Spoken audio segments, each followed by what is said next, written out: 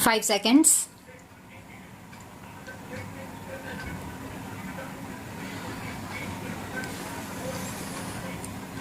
"11 days ago, on International Women's Day, we reaffirmed our commitment to the economic empowerment of our sisters and mothers.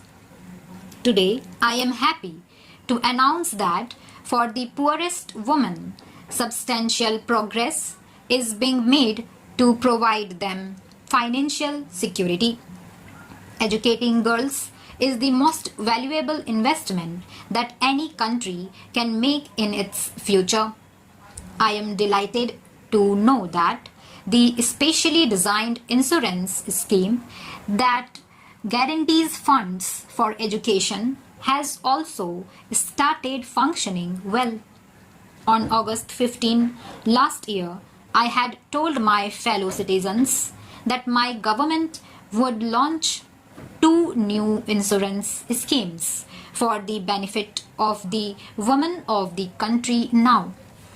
The first would provide funds for girls to complete their education if they lost either of their parents.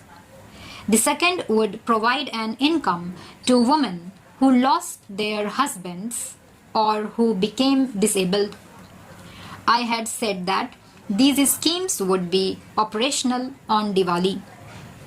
Thanks to the hard work done by the General Insurance Corporation and its 4 subsidiaries, this deadline was met.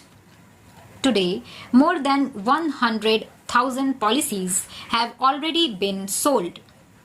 Friends, Bharat Ratna Dr. Amartya Sen, who won last year's Nobel Prize for Economics, has long said that government must invest much more in the social sector and that education for all is the first priority of every developing country. These are my beliefs too. While the provision of education is the responsibility of the states, the center can and must do everything possible to assist them in fulfilling this obligation. The new scheme is one step forward by the center in contributing its mite. This scheme recognizes the reality of rural India, where the provision of education to children, especially to girls, is not always the first priority of parents, and even less so if the breadwinner of the family passes away, leaving the family dependent on others. Girls are always the first to be taken out of school and put it into other work. The new scheme will hopefully change this, as it will provide money to let them continue their education. Thus, while it is the states who have to increase the supply of education, this scheme will increase the demand for education.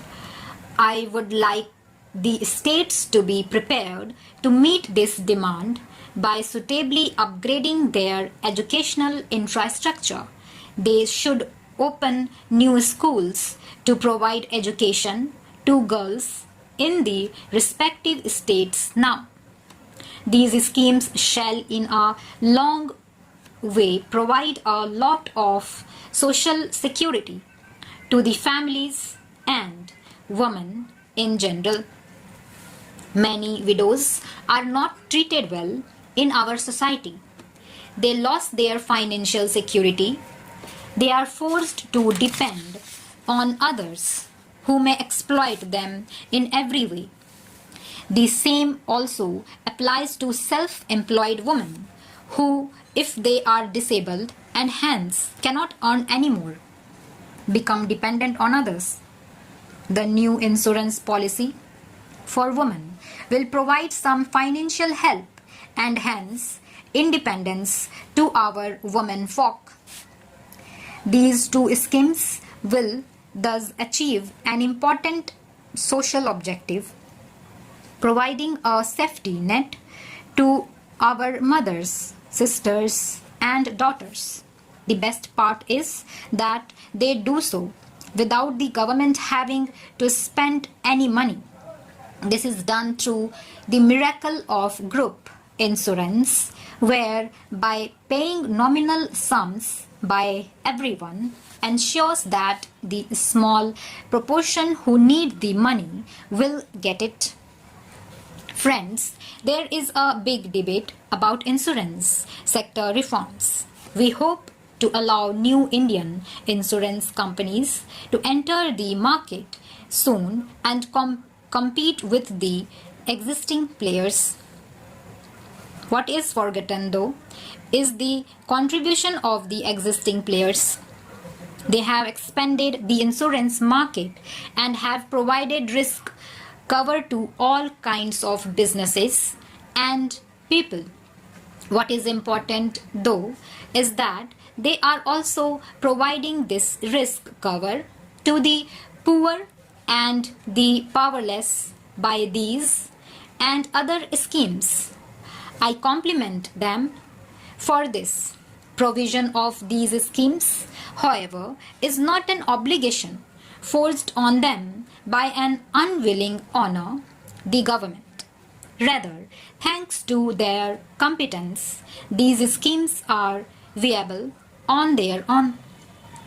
I would like that all future insurance companies also show their commitment to every section of society. They must compete with the existing players in providing better risk coverage to the well-off. At the same time, they must also compete in providing coverage to the poorest. Making new insurance schemes a success will, however, require the participation of the state government in a big way.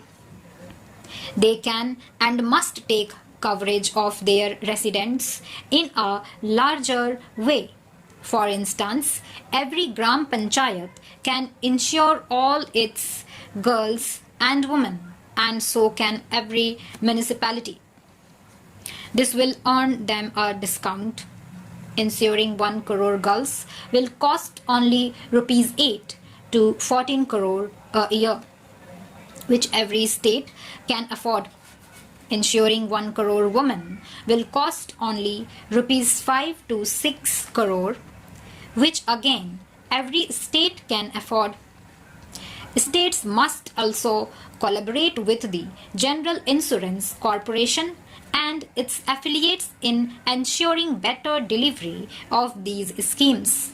No widow or disabled woman or orphan girl should have to go to some distant office and furnish all kinds of papers to some uncaring official to show that she is eligible to receive the benefits.